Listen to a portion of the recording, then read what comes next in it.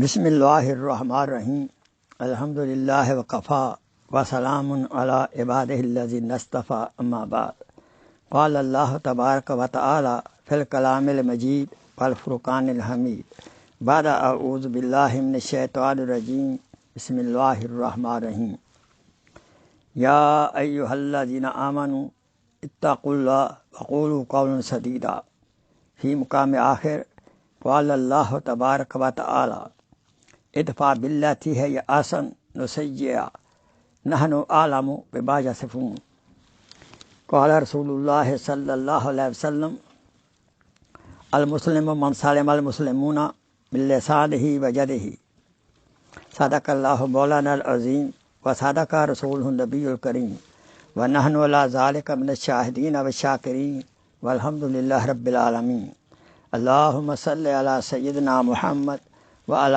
آل سیدنا محمد وبارک وسلم وصلی علیہ رب اشرح لی صدری ویسر لی امری واحلل عقدۃ من لسانی یفقہوا قولی رب زدنی علما سبحانک لا علم لنا الا ما علمتنا انک انت العلیم الحکیم۔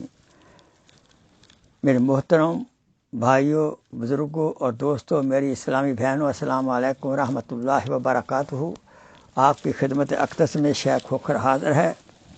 آج زبان کے بارے میں دوسرا حصہ جو بیان کا ہے وہ عرض کیا جائے گا۔ تو پہلے چند آیات مبارکہ کا ترجمہ سن لیں، حدیث پاک کا ترجمہ شرح سن لیں، اس کے بعد انشاءاللہ باقی بیان کا حصہ آج کریں گے۔ فرمایا یا ایھا الذین آمنوا اتقوا اللہ، اے مومنو اللہ سے ڈرو، یعنی اس کی نافرمانی نہ کرو، وقولوا قولا سدیدا، اور سیدھی سیدھی سچی بات کرو۔ پھر میں نے آیت مبارکہ پڑھی ہے سورہ مومنین کی، ادفع باللتی ہی احسن نسیئا نحن اعلم بما یصفون، بری بات کا بھی اچھی بات سے جواب دیا کرو، اور یہ جو بیان تم کرتے ہو ہمیں خوب معلوم ہے۔ حدیث پاک آپ کے سامنے عرض کی، المسلم من سلم المسلمون من لسانہ ویدہ، مسلمان وہ ہے جس کے ہاتھ سے، جس کی زبان سے دوسرے مسلمان محفوظ ہوں۔ پھر فرمایا من یضمن لی ما بین لحییہ، رسول اقدس صلی اللہ علیہ وسلم نے فرمایا جو مجھے دو جبڑوں کے درمیان والی چیز یعنی زبان کی ضمانت دے، وما بین رجلیہ، اور دو ٹانگوں کے درمیان والی چیز یہ پرائیویٹ پارٹ کی ضمانت دے دے، اضمن اللہ الجنہ، میں اس کو جنت کی ضمانت دیتا ہوں۔ الغیبہ اشد من الزنا، غیبت جو کہ زبان کا فعل ہے یہ زنا سے بھی بدتر ہے، زنا سے بھی سخت تر ہے۔ زبان بہت بڑی اللہ تعالیٰ کی نعمت ہے، اور اس کا استعمال کیسے ہم استعمال کرتے ہیں اس کا سوال ہوگا، ہر نعمت کا سوال ہوگا۔ یاد رہے میں نے مثال دی تھی کہ دل کی مثال ہنڈیا کی سی ہے اور زبان اس کا چمچہ ہے۔ زبان اس کا چمچہ ہے، جو ہنڈیا میں ہوگا وہی باہر نکلے گا۔ اب جیسے کسی کا بول سنتے ہیں وہ اس کے دل کی ترجمانی کرتا ہے، جو ہم بولتے ہیں ہمیں دل کی ترجمانی ہوتی ہے، اس لیے اپنے دل کو ہمیشہ صاف رکھنا چاہیے تاکہ زبان سے بھی صحیح بول نکلیں، دل میں کبر نہ ہو، حسد نہ ہو، اور کسی کے خلاف دشمنی اور بغض نہ ہو، ورنہ زبان پر وہی کلمات اس بیماری سے متعلقہ آئیں گے۔ میں عرض کر رہا تھا کہ میاں اصغری حضرت مولانا میاں اصغر علی صاحب رحمۃ اللہ علیہ عجیب بزرگ تھے. انہوں نے حضرت مفتی محمد شفیع صاحب رحمۃ اللہ علیہ جو کہ معرف القرآن کے مصنف ہیں، آپس میں انہوں نے عہد کیا کہ ہم اپنی اردو زبان میں بات نہیں کریں گے بلکہ عربی میں کریں گے. کہ جب دوسری زبان میں ہم بات کرتے ہیں تو ہم کو الفاظ کو سوچنا پڑتا ہے. تو یہ بڑی اچھی پریکٹس ہے اپنے آپ کو زبان کے صحیح استعمال کرنے کی. یاد رہے کہ صوفیہ کے ہاں خانقاہوں میں بعض دفعہ زبان پر مجاہدہ کرایا جاتا ہے. بخصوص حضرت تھانوی رحمۃ اللہ علیہ مجدد ملت محمد اشرف علی تھانوی رحمۃ اللہ علیہ کی جو خانقاہ تھانہ بھون میں تھی، وہاں جو آتا وہ بات کم سے کم کرتا. خاموشی ہی خاموشی تھی. اب جب انسان ایک چلہ 40 دن پورے گزارے گا زبان کی خاموشی کے ساتھ، تو زبان کا استعمال صحیح انشاءاللہ وہ آ جائے گا. مرزا جان جالا رحمۃ اللہ علیہ بہت بڑے بزرگ ہوئے ہیں. موریہ خاندان کے شہزادے تھے، ان کے بزرگ بھی تھے. تو 2 نوجوان بلخ سے بیعت کرنے کے لیے آئے. وضو کا پوچھا، حضرت وضو کہاں ہے؟ آپ نے فرمایا وہ ادھر تالاب ہے. وہ تالاب پہ وضو کر رہے ہیں اور ساتھ یہ آپس میں بحث کر رہے ہیں کہ یہ تالاب ہمارے ہاں جو تالاب بلخ میں ہے اس سے بڑا ہے یا چھوٹا ہے. تو آرگومنٹ ہو رہی ہے، وضو کر رہے ہیں، سب باتیں بھی کر رہے ہیں. ادھر حضرت آ گئے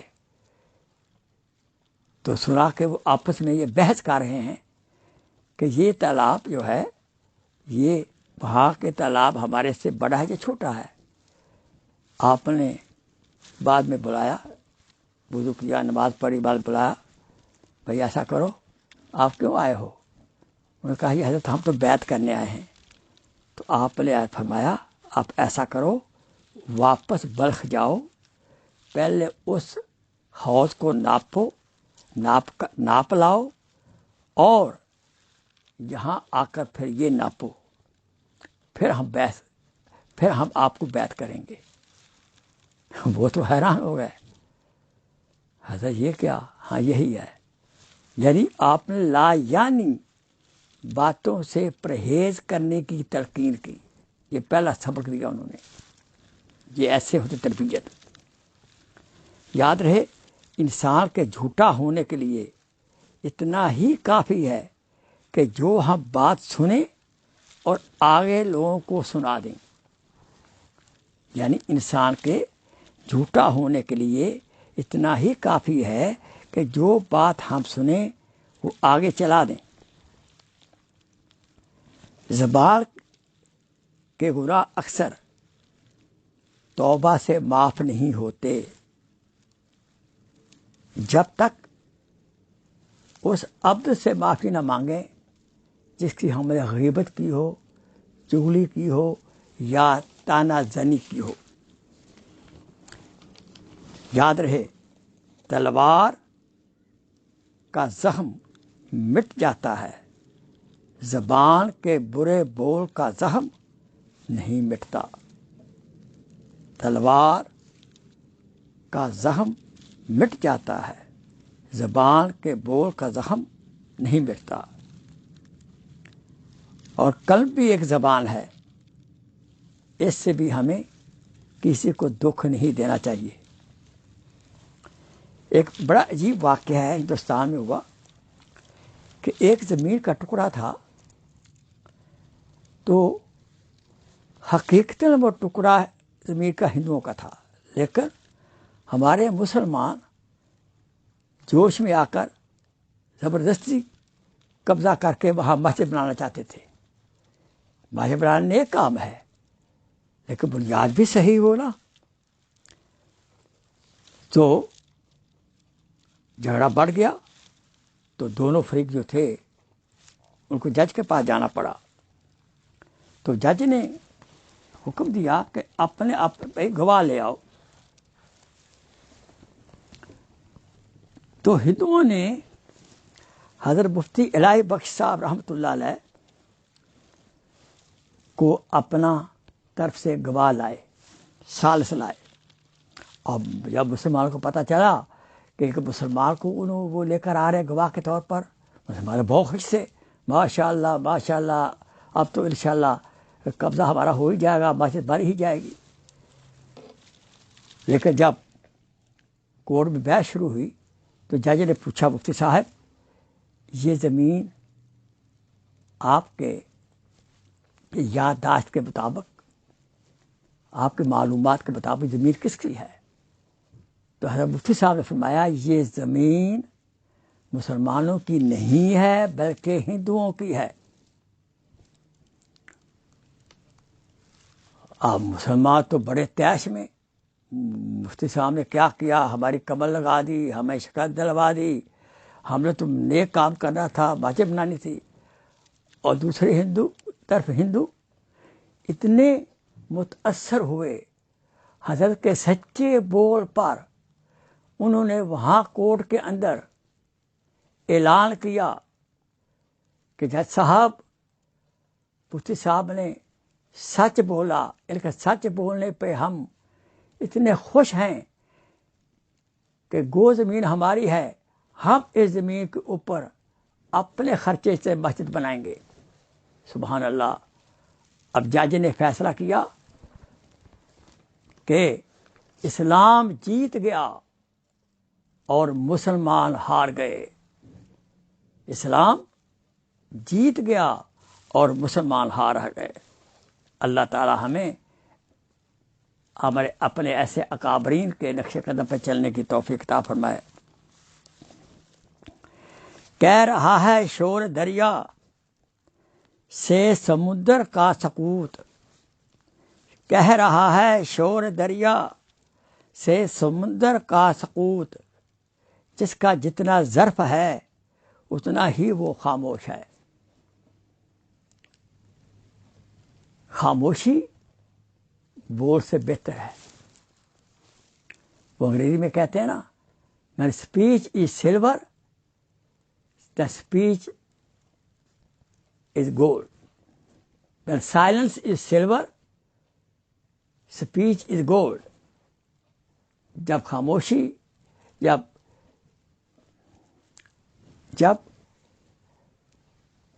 بول تقریر کرنا، بولنا چاندی ہے تو خاموشی سونا ہے. اور ساتھ یہ فرمایا قرآن نے، ادفع باللتی ہی احسن السیئۃ، یہ برائی کا جواب اچھائی میں دو. یاد رکھیں زبان کا غلط استعمال کئی کبیرہ گناہ کا موجب وجہ بن جاتا ہے. زبان کا غلط استعمال کئی کبیرہ گناہ کی وجہ بن جاتا ہے. اور اسی زبان سے ہم ذکر اذکار کرتے ہیں اور دعائیں کرتے ہیں، وظائف پڑھتے ہیں، اور ہمارے اٹکے ہوئے کام سمر جاتے ہیں.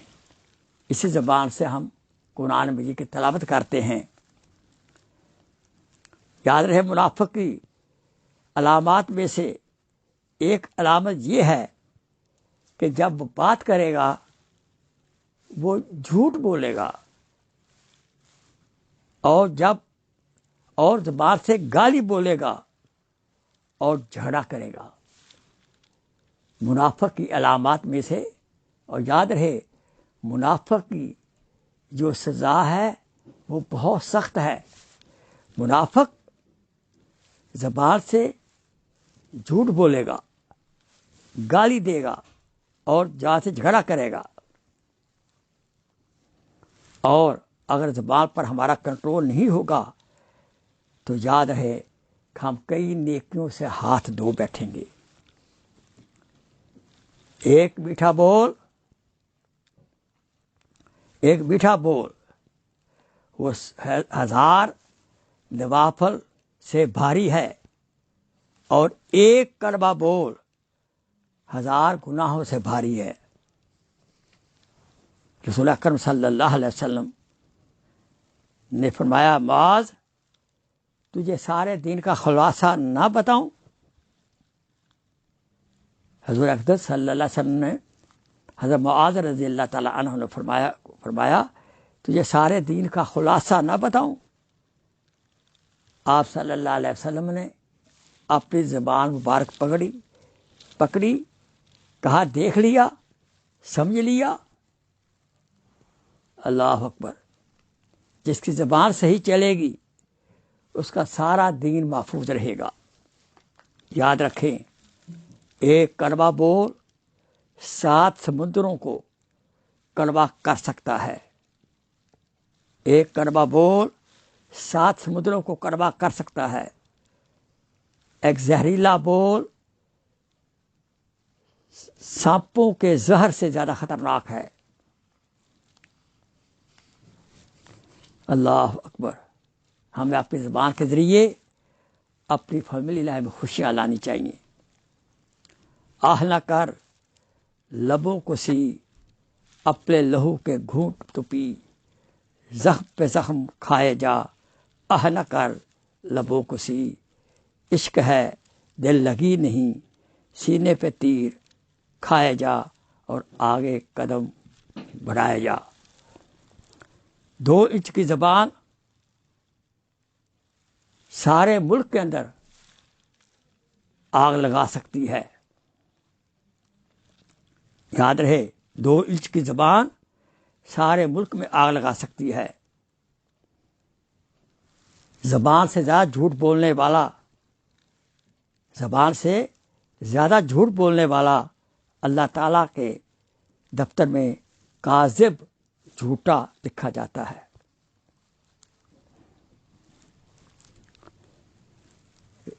غیبت زنا سے بھی بدتر ہے۔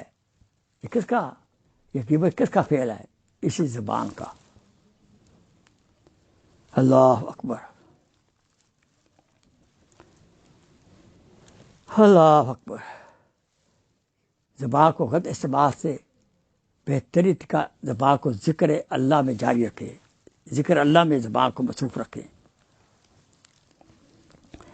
زبان کا گناہ سنگین ہے اور اس کا بہترین علاج جو ہے ذکر اللہ ہے۔ اپنی اصلاح کے لیے کم گفتن، کم خوردن، کم خفتن، ہمیں کم بولنا چاہیے، کم کھانا کھانا چاہیے اور کم سونا چاہیے۔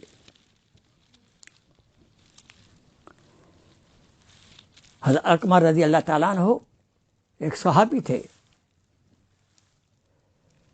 بڑے سخت بیمار تھے۔ وہ کلمہ طیبہ کا، لا الہ کا بول کہنا چاہتے تھے لیکن وہ نہیں کہہ رہے تھے۔ تو بعد میں جب حضور صلی اللہ علیہ وسلم کو بلایا گیا، حضور صلی اللہ علیہ وسلم نے ان کی امی سے پوچھا کہ آپ ناراض ہیں؟ ہاں۔ امی نے فرمایا میں ناراض ہوں۔ شکایت کیا تھی؟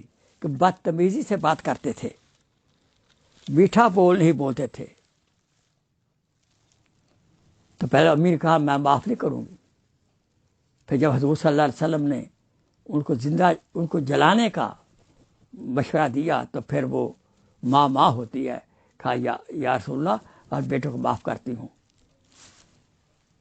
صرف اب زبان کے تیز تھے، ماں ناراض تھی، تو صحابی رسول کا کلمہ رک سکتا ہے زبان کے غلط استعمال سے، تو ہم کس باغ کے مولی ہیں؟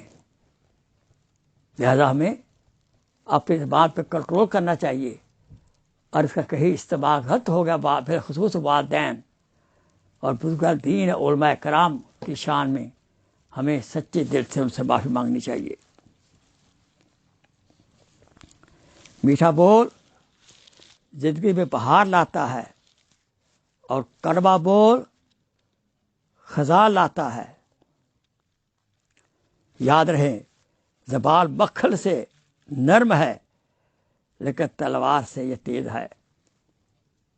زبان کا میٹھا بول زندگی میں بہار لاتا ہے اور کڑوا بول خزاں لاتا ہے اور زبان مکھن سے نرم ہوتی ہے اور تلوار سے تیز ہے۔ فقیرانہ آئے صدا کر چلے، میاں خوش رہو ہم دعا کر چلے۔ فقیرانہ آئے صدا کر چلے، میاں خوش رہو ہم دعا کر چلے۔ آئیے ہم اللہ تعالیٰ کے ذات قدوس میں استغفار کریں، توبہ کریں کہ یا اللہ ہم سے کوئی زبان سے لغزش ہو چکی ہے، کسی شکل کے اندر کسی کے ساتھ، ہم سچے دل سے معافی مانگتے ہیں۔ آئیے میرے ساتھ، میں بھی توبہ کرتا ہوں، آپ بھی توبہ کریں، میرے ساتھ توبہ کریں۔ استغفر اللہ ربی من کل ذنب و اتوب الیہ۔ استغفر اللہ ربی من کل ذنب و اتوب الیہ۔ استغفر اللہ ربی من کل ذنب و اتوب الیہ۔ وآخر دعوانا ان الحمد للہ رب العالمین۔ سبحان ربک رب العزت عما یصفون وسلام علی المرسلین والحمد للہ رب العالمین۔ ہمارا یقین کامل ہے کہ اللہ تعالی نے ہماری توبہ قبول کر لی ہے، اور ہمارا جو کڑوا بول تھا اس کو شیریں بول میں اللہ تعالیٰ تبدیل کر دیا ہے۔ السلام علیکم ورحمۃ اللہ وبرکاتہ۔ انشاءاللہ پھر ملاقات ہوگی۔ جزاک اللہ خیر۔ آئیے دعا کر لیں۔ اللہم صلی علی سیدنا محمد وعلی سیدنا محمد وبارک وسلم۔ ربنا آتنا فی الدنیا حسنۃ وفی الآخرۃ حسنۃ وقنا عذاب النار۔ ربنا هب لنا من ازواجنا وذریاتنا قرۃ اعین واجعلنا للمتقین اماما۔ اللہم انا نعوذ بک من البرص والجنون والجذام ومن سیء الاسقام۔ اللہم انا نعوذ بک من البرص والجنون والجذام من سیء الاسقام۔ اللہم انا نعوذ بک من البرص والجنون والجذام من سیء الاسقام۔ وصلی اللہ تعالی علی حبیبہ سیدنا محمد وآلہ وصحبہ اجمعین برحمتک یا ارحم الراحمین۔